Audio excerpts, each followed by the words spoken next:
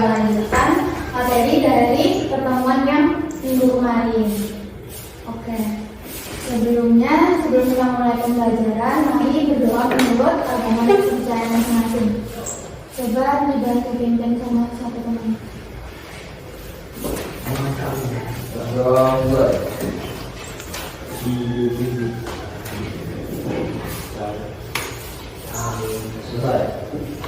Terima kasih. Oke, karena kita udah berdoa, kita bakal langsung ke materinya aja. Ada yang tahu materi hari ini?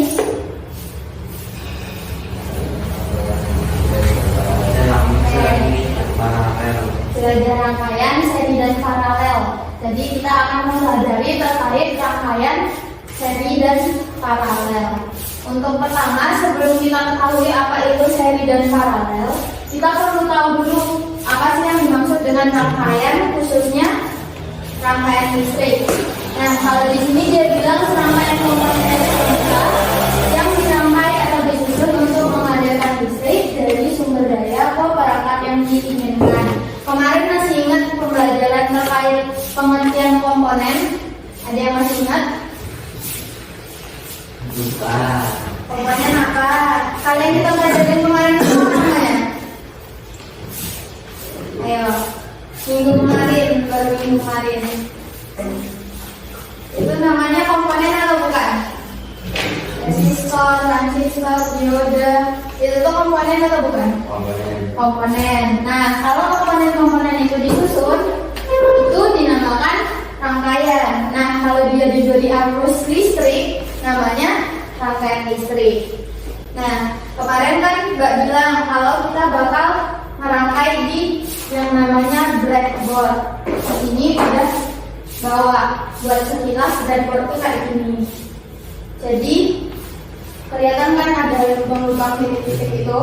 Nah, di dalamnya itu ada besi-besi yang nanti bisa membantu kita untuk mengalirkan arus listrik. Kalau dia kayak gini doang, dia tuh nggak punya arus listrik. Tapi nanti kalau kita kasih sumber listrik, nanti dia bisa memberikan arus listrik dan membuat rangkaian yang kita bikin jadi menyala atau berfungsi. Nah, tapi sebelum kita pelajari, kita bakal bahas yang di depan tadi, ada rangkaian seri sama paralel. Rangkaian seri, rangkaian elektronik yang penyusunan rangkaiannya dilakukan dengan berurutan. Ada yang udah tahu rangkaian seri itu kayak gimana? Atau pernah dengar? Rangkaian seri harusnya kalian udah pernah belajar. Ada yang udah dengar, udah pernah baca di buku atau gimana? Belum. Ya udah, intinya kalau rangkaian seri itu rangkaian elektronik yang disusun secara berurutan. Berurutannya seperti apa kalian belum tahu loh?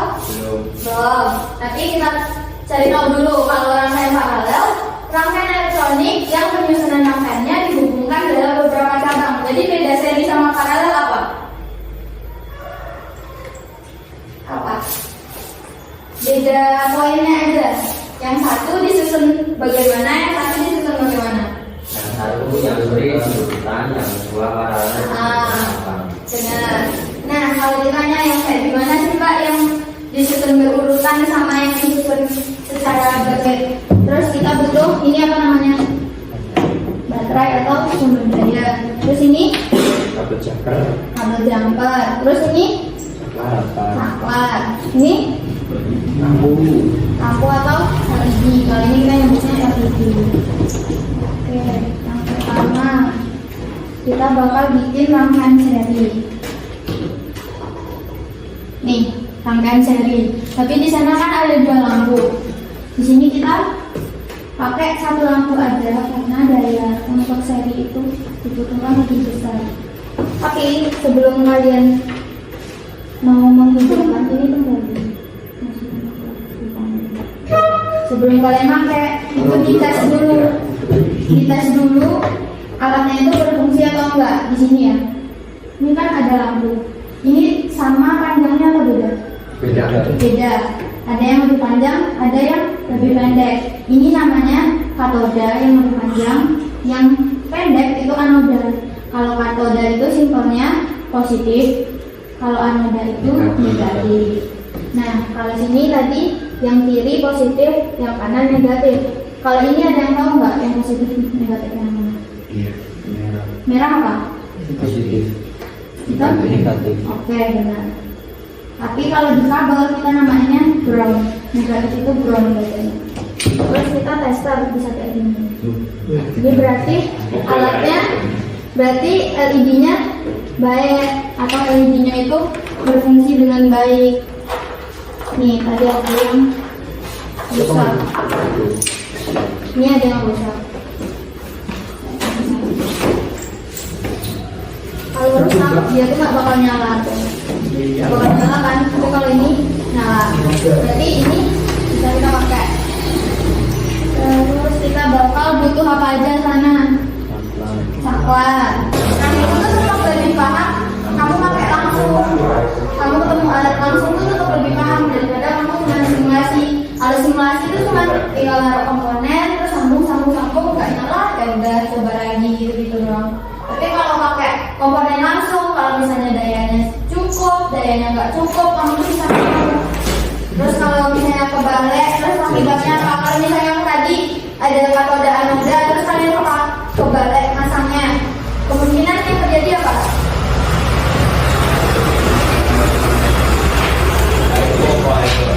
Nggak hidup atau konslet? Konslet. Terus kalau misalnya kalian pakai LED-nya dia cuma mampu buat nyalain 3 LED, tapi kalian pakai 5 LED, apa yang terjadi? Nggak hidup. Tapi kalau misalnya kalian bisa punya daya untuk nyalain 5 LED, kalian cuma pakai 2 LED, apa yang terjadi? Hidup. Terang atau nggak terang? Terang. Oke. Udah paham ya? Oke. Untuk pembelajaran kita kali ini tuh cuman itu. Jadi kita Kenapa lampunya bisa biru? kenapa lampunya bisa? Ada yang bisa bantu jawab nggak? Apa sih jawabannya? Tunjuk tangan dulu. Kenapa lampunya bisa biru? Yang nanya tadi siapa?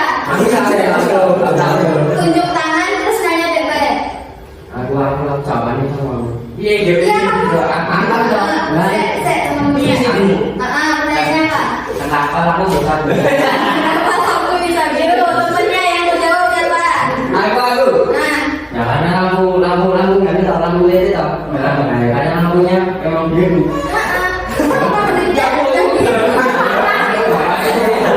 fungsi beda-beda warna lampu itu apa? Ya, dijak kan ya, dijak paham. Biar bisa dilihat dengan lebih jelas. Jadi kalian kalau misalnya kalian membentuk rangkaian, kalian bisa nyala. Oh ternyata lampu yang merah itu nyala, yang hijau nggak nyala. Jadi kalian tuh bisa lebih jelas gitu loh, yang nyala yang mana, yang nggak nyala yang mana, kayak gitu. Kalau lampu yang nggak bisa biru, nggak bisa hijau, dari pabrik. Hati-hati. Nomor 1. Oke. Ya, saya ada pertanyaan. Nggak ada. Kita masuk ke kesimpulan yang ada yang bisa bantu kesimpulan. Udah kita review dulu kok tadi. Kamu udah baik.